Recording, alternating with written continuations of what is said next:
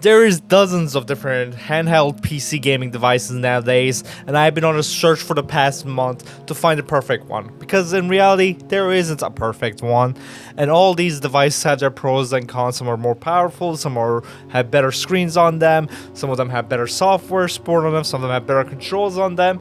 So after going through all these different options, I ended up picking one, which was the Legion Go S, which seemed like the perfect device. It was there pretty much 99% of the way, but I ended up returning it the next day and getting a Steam Deck OLED. So we're going to get into why and one huge problem when it comes to these PC handhelds, which we're going to go over right now.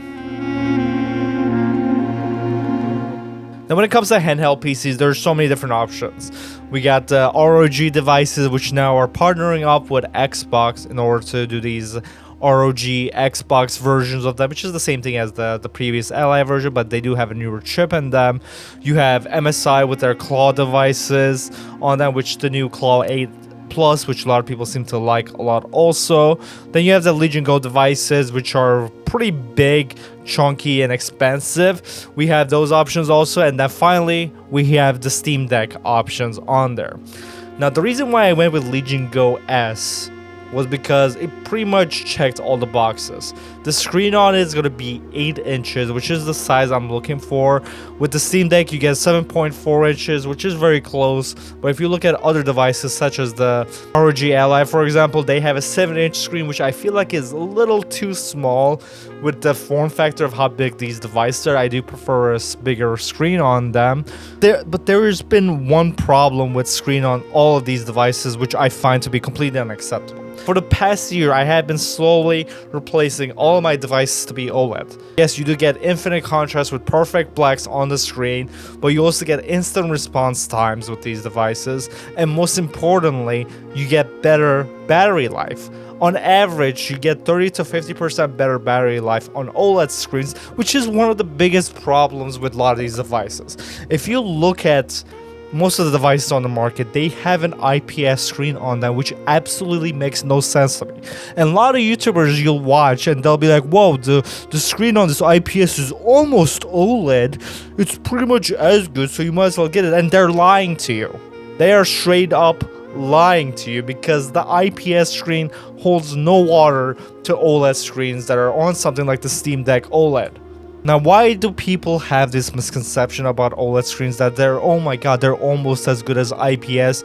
Is I think because of most people, when they see OLED devices, they're seeing them in the wrong conditions.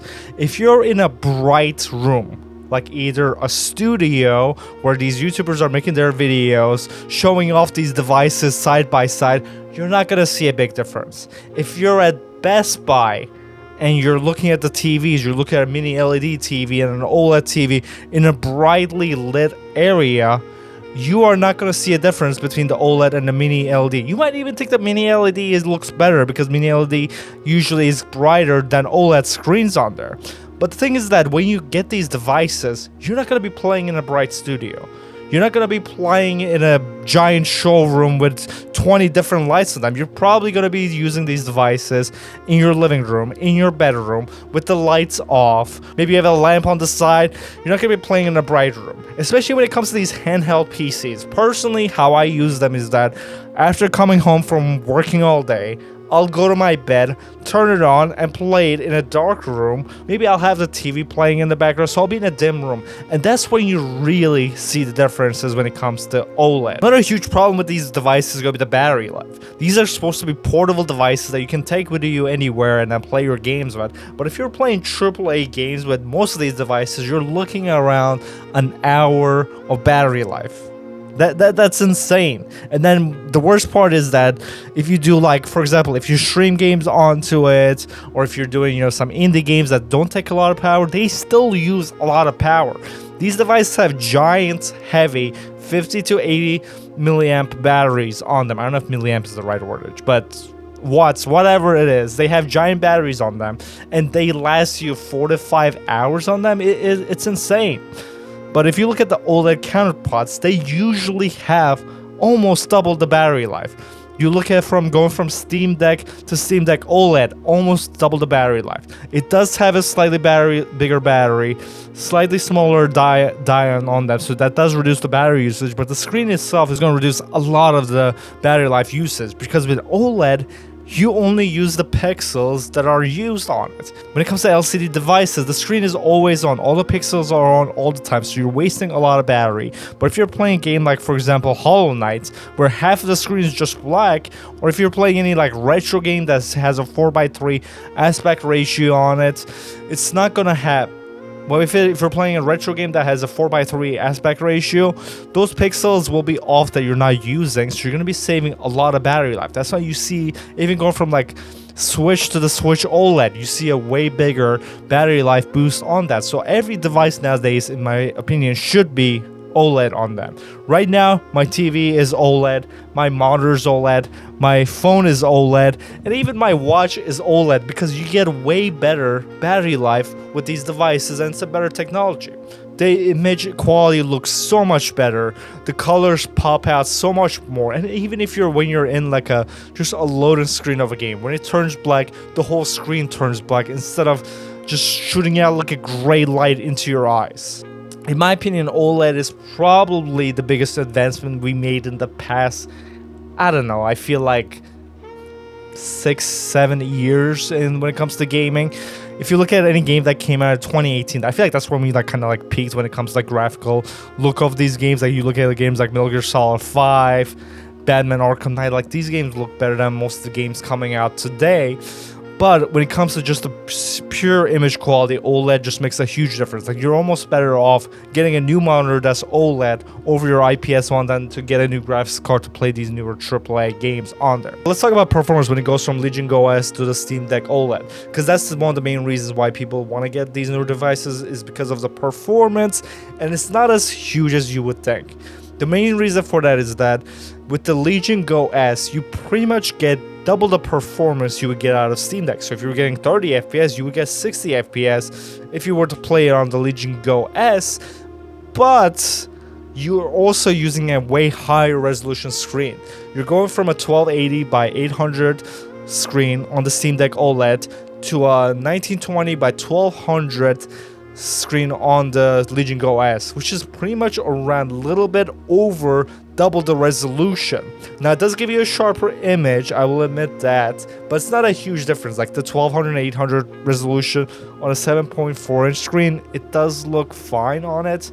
Like, it's not a huge difference, but because you're using double the resolution, the performance gain kind of gets, muddy between them.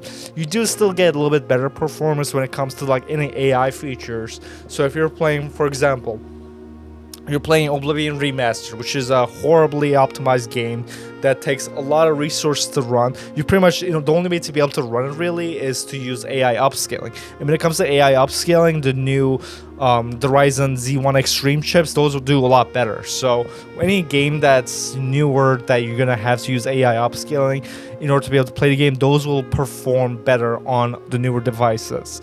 But the thing is that when it comes to Steam Deck, I've been mostly just playing older games. Like any game that came out in like that, I don't know, PlayStation 3, PlayStation 4 era. Like right now, I'm replaying Metal Gear Solid Phantom Pain. I'm getting 60 FPS at. Pretty much any game I throw at it gets me a nice 60 to 90 FPS. So it's been working out great. I like the controls better on the Legion Go S slightly. It has that Xbox format which I'm used to, so I did like the controls a lot on there, but the rumble is horrible on it. It just feels like there's like a hissing cockroach in your controller that's like moving around. It just feels terrible on there. But Steam Deck controls are pretty good, and the touchpads at the bottom are really good. They're actually really usable for any game that doesn't actually have like proper control support. Like for example, I was playing Plant vs. Zombies on there, and Plant vs. Zombies works perfectly well right on there. Steam Deck, pretty much all these games work on the Steam Deck except for the Unreal Engine games. that are terribly optimized, like Oblivion remasters. I'm struggling with it. It works technically, but you're getting like 20 to 30 FPS and the image looks very blurry on there. So for stuff like that, I recommend just like streaming it from your main computer, but it will work better on these newer Z1 or Z2 chips on there. But in the future, I think once we have more advanced chips on there, I think that's when we'll really start seeing differences and when we feel the need to upgrade. For now, I feel like Steam Deck OLED is the best device out there, and there just isn't that many devices that are OLED. All the MSI clauses are going to be the IPS screen, which I don't want to use. The RGB Ally Xbox versions, which I was looking forward to, they also use a 1080p IPS screen on them. And the Legion Go 2 finally is gonna have an OLED screen on there, which is 144 Hz. It's 8.8 inches, which I feel like is a little too big, but it does have a really nice screen on there. But it's $1,300 to get the Z1 2 Extreme chip on there, and it's like that's too much money. Like, I can get a Steam Deck OLED for $550. It's less than half the price. I can play all the games I want to play on there. I can do all the emulation I want to do on there.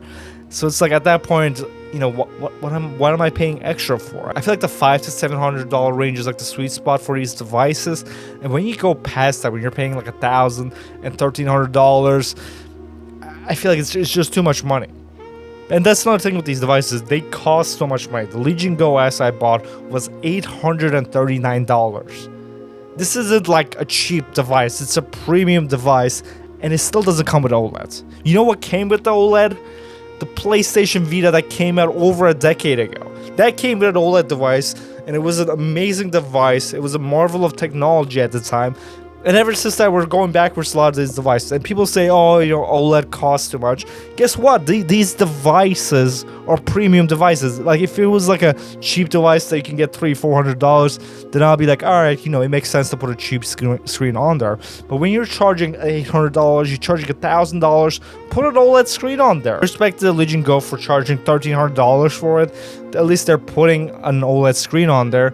But I feel like in a year or two, maybe 3 years, we're going to get OLED screen on a lot more devices, and then it's going to make more sense on there. And things that you look at some of these Android devices, I feel like we're at the golden age of Android devices right now. You look at all these Odin products, they're coming up with the Odin 3 right now, which has an OLED screen, and it starts at $300.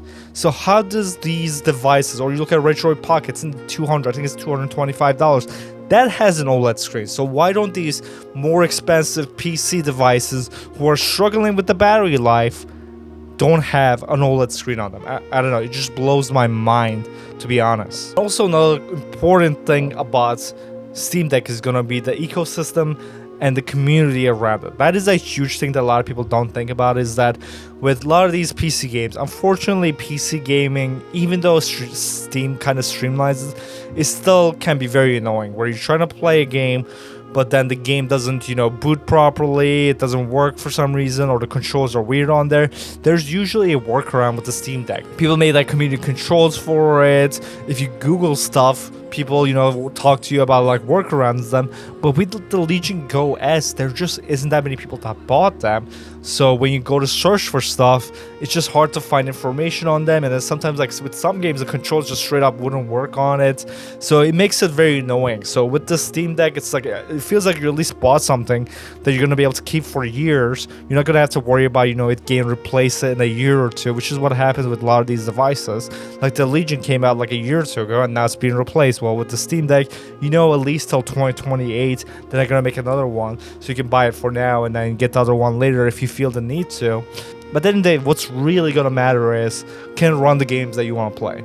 Like, a lot of people call Steam Deck the backlog destroyer, because you can just play all these games that you've been putting off, you didn't really have time to play or anything. You can just boot it up on Steam Deck and be able to play them. But anyways, guys, thanks for watching this video. Hope you liked it. If you have any questions, let me know in the comments section below, and I'll answer them. And if you think OLED is bullshit, let me know in the comments section below, and I will fight you myself. But anyways, guys, thanks for watching this video, and I'll see you guys in the next video. Goodbye.